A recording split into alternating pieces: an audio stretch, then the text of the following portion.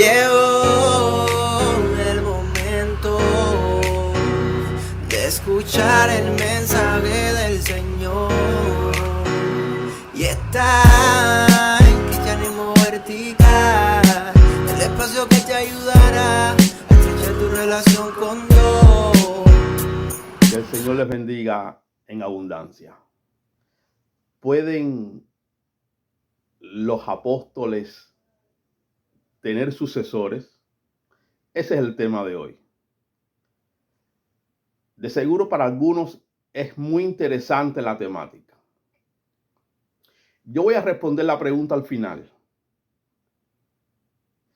Antes quiero compartir con ustedes los requisitos de un apóstol según el Nuevo Testamento, no según los hombres, no los requisitos que nos inventamos los seres humanos para establecer algo que está contrariamente a la voluntad de Dios. Y de esto voy a hablar. Y espero que al final usted reflexione en la presencia del Señor a la luz de las citas bíblicas que le voy a estar leyendo. Y de alguna forma su fe en el Señor se establezca y se fortalezca. Estamos viviendo en una época donde, al parecer, hay muchos que quieren ser apóstoles. Apóstoles a la forma que lo fueron Pablo, Pedro, Juan y el resto. Pero estos apóstoles, estos primeros que anduvieron con Jesús, ¿tienen sucesores hoy en la actualidad? Los requisitos de un apóstol son los siguientes. Al menos quiero compartirte 4. El primer requisito para ser un apóstol tenía que haber sido llamado directamente por el Señor.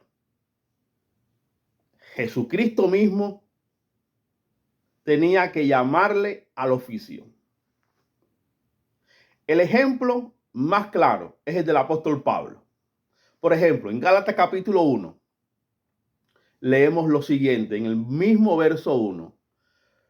Pablo, apóstol, no por investidura ni mediación humanas, sino por Jesucristo y por Dios Padre, quien lo levantó de entre los muertos. ¿Se da cuenta usted? El apostolado de Pablo no vino por mediación de ningún ser humano. Fue el mismo Jesucristo quien lo llamó y se le reveló y lo estableció como apóstol a los gentiles. Está claro. Para ser un apóstol, Jesucristo mismo debió haberle llamado. Pablo lo fue, como el resto de los que menciona el Nuevo Testamento. En el mismo capítulo de Gálatas capítulo 1, verso 12 dice: quiero que sepan, hermanos, que el evangelio que yo predico no es invención humana. El mensaje que Pablo predicó no se lo inventó, ni tampoco lo recibió ni lo aprendió de ningún ser humano, sino que me llegó, dice él en el verso 12, por revelación de Jesucristo. El primer requisito está claro. El ejemplo, el propio apóstol Pablo. Un apóstol fue alguien o es alguien que Jesús mismo le llamó para tal tarea, lo estableció como apóstol y se le reveló a él en persona. Su llamado fue personal a su vida. El segundo requisito, haber sido testigo de la resurrección del Señor, haberle visto resucitado.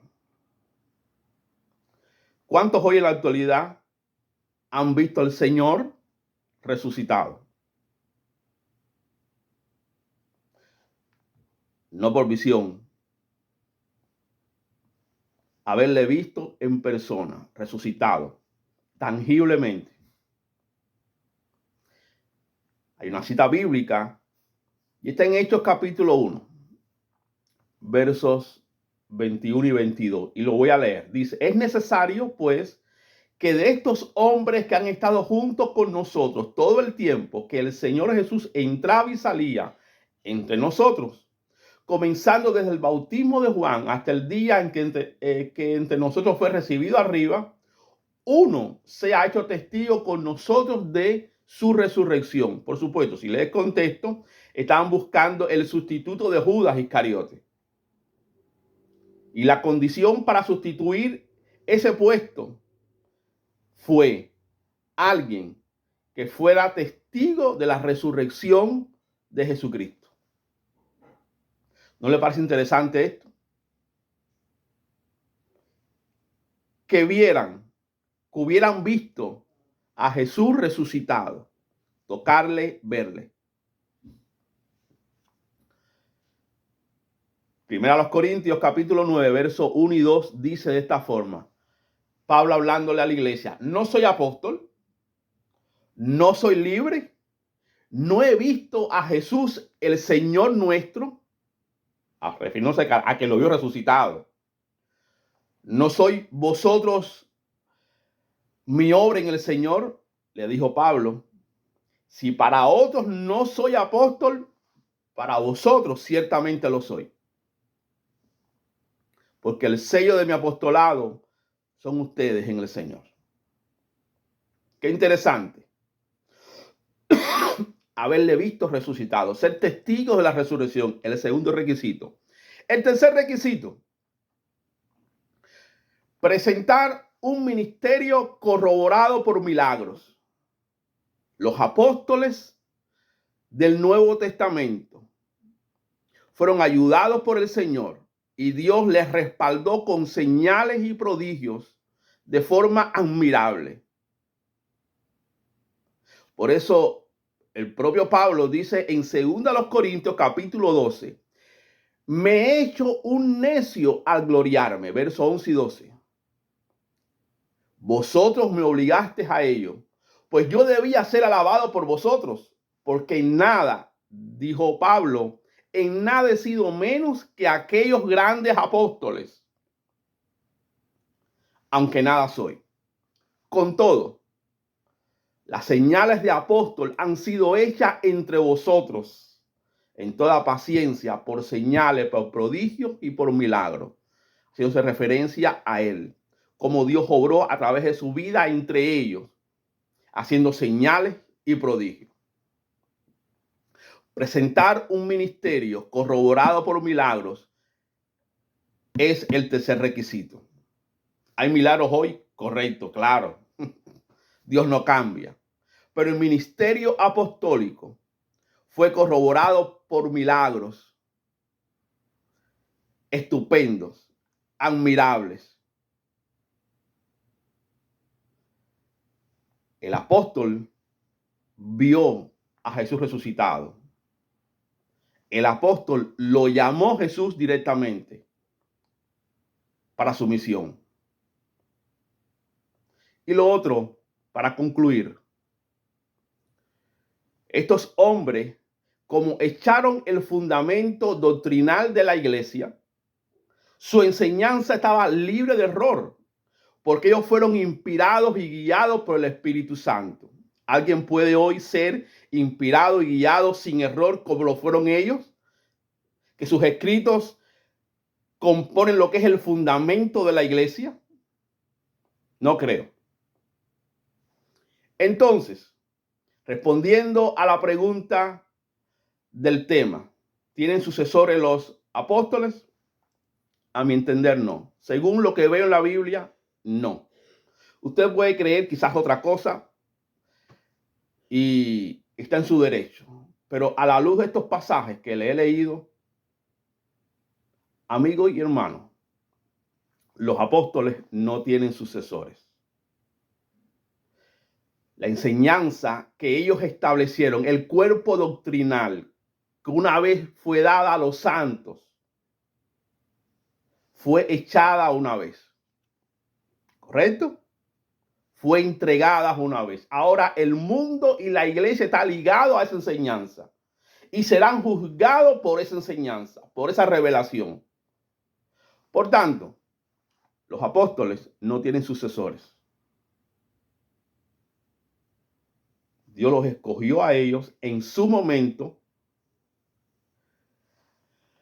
para echar el fundamento de este edificio llamado iglesia, de este cuerpo llamado iglesia, de la cual la cabeza y la piedra angular es Jesucristo mismo. ¿Por qué he querido hoy traer este tema? Hermano, abra los ojos. Esté alerta. Esté apercibido. Porque no se trata de grandes hombres. Se trata de Jesús.